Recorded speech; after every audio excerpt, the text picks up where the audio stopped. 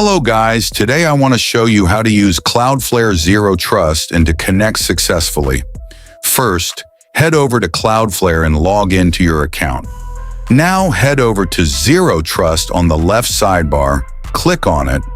Now click on Get Started will be asked you to configure some options of the Zero Trust. Here, add your team name to access the Cloudflare Zero Trust. For example, Team 1, click on Next. Click on Next. Now we'll be asked to choose your plan, Zero Trust, Free or Standard of Enterprise. Just for example, gonna select Zero Trust Standard. Now here we'll be asked to add the payment method. So add your payment method, card number and your billing address, city, country, and your state, your first name, last name, and email.